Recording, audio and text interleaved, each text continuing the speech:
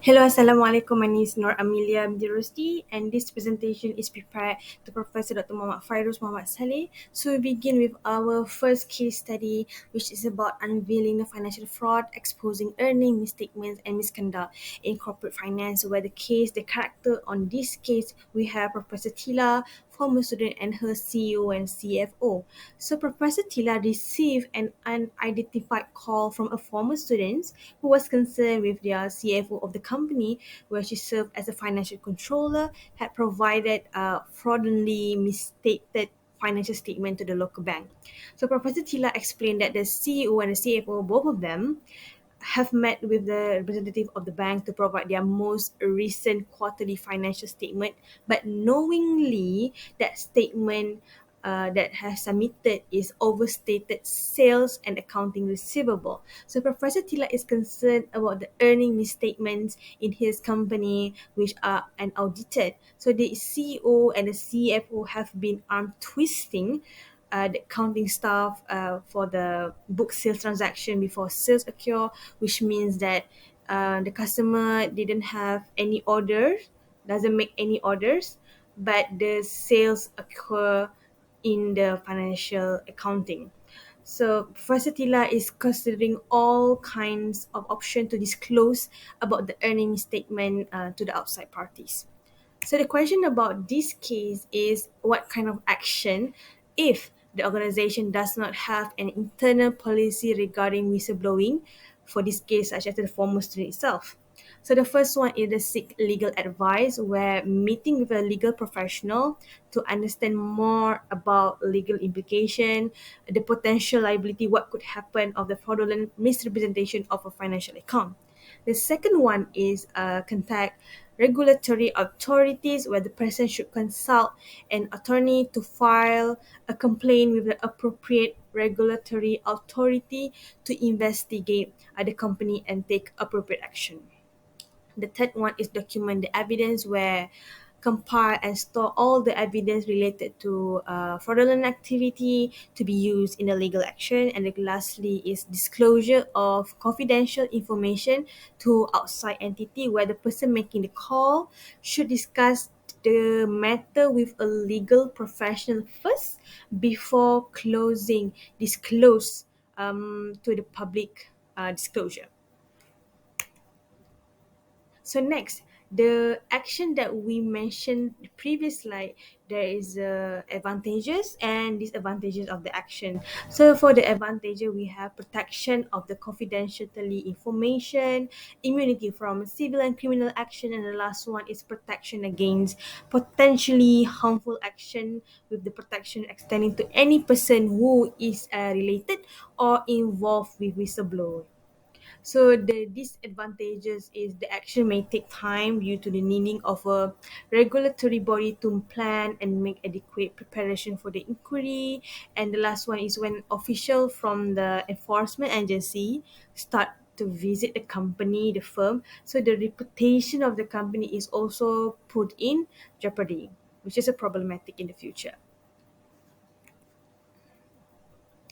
So next question is about what step to establish an internal whistleblowing policy, and I prepared to use 6 steps. So the first one is assess the need, where a policy for employee to use that is both secure and confidential to report wrongdoing such as fraudulent activity, unethical behavior, violation of the law and regulation should be a priority for the firm. So the second one is establish reporting channel, where the organization, the company should establish multiple reporting channel to ensure the accessibility and ensure the employee safety. So the third one is ensure confidentiality and anonymity, where the employee should be reassured that their identity will not be revealed, disclosed without permission. So the third one is formulate a policy, where the organization should create a policy for reporting concerns that they protect those who blow the whistle from harm and guarantees the anonymity. So the fifth one is establish an investigation process where the organization should establish a procedure for investigating problem, ensuring the impartially and objectively and a swift action. So the last one is regularly review and update the policy, where the organization should review and update this policy to ensure the compliance with law, regulation, and industry standard. So next we begin with the question two, which is the new cases, which the title is unveiling the issue of overtime, staff turnover, and employee development at TSB company. So in this case, we have two character, which is the chairman, we as a AA, and the chief executive officer CEO as a DD. So this case, Awang Akil, which is the chairman, took over the TSB in 2013 after the previous chairman stepped down due to a corruption scandal. So at the AGM, the shareholder warned him to break even in 2014 or risk termination due to non-performance. So AA and DD discussed overtime costs, which made up 40% of the total manpower cost in 2030, which is a 10% increase from the previous year. So this happened led to the operational issues such as higher medical leave and alarming number of workplace related injury. So employees are willing to work more because they want to earn additional money, but the loophole in this system is due to lack of supervision. So the company have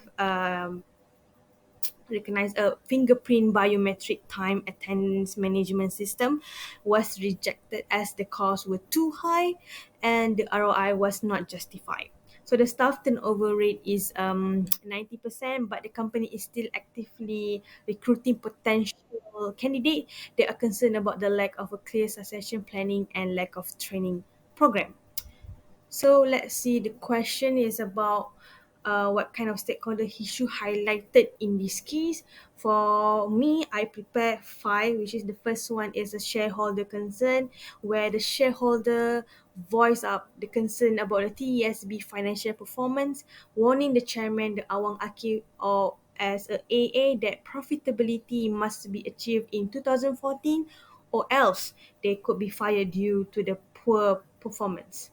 The second one is employee.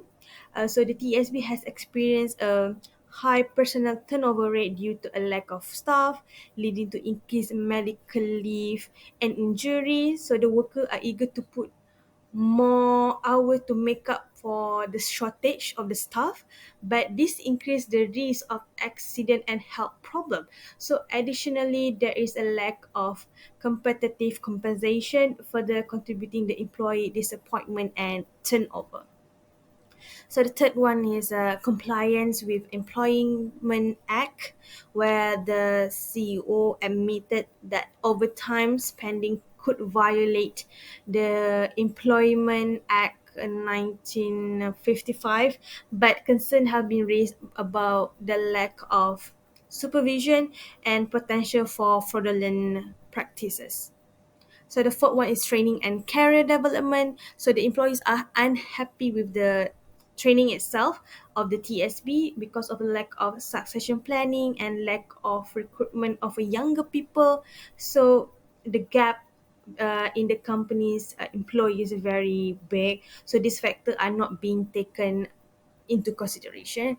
And the lastly is the company performance and reputation, where TSB previously have a scandal issue which effect a major impact on its reputation, leading to concern about its financial performance and ability to bounce back from the problem. So next, how AA Awang Akil as a chairman should address the stakeholder concern about the corporate responsibility. So the first one is improve staffing and overtime management, where AA needs to address the problem of insufficient staffing by offering competitive salary, a good package and benefit to attract and retain skilled personnel. So they should also investigate the different approaches to the problem of required and voluntary overtime, such as temporary worker or more efficient job responsibility to avoid accident happen or injuries happen to the employee. So the second one is enhanced training, career development and opportunity, where AA must change their training program to meet their employees need, such as doing a detailed training requirement analysis, because we want to avoid the shortage of the employee itself. So additionally, they must create a transparent framework for succession planning to provide staff with a roadmap for improving their career. So the third one is engage in transparent communication, where the AA need to be more proactive in its communication with shareholder, with employee or other stakeholder to address their concern and offer updates on the company performance and the corporate responsibility practices. The fourth one is to foster a culture of responsibility, where the TESB need to cultivate a culture of accountability by encouraging ethical practices, transparency, the accountability at all level. So this will encourage the employee to contribute to the success of the firm itself. So the last one is monitor progress and measure impact, where AA must establish a routine or tracking the progress and measure the impact on performance indicator to ensure a long-term success in meeting a stakeholder expectation. So that's all from me. The two cases for the assignment 4. Thank you so much and have a nice day.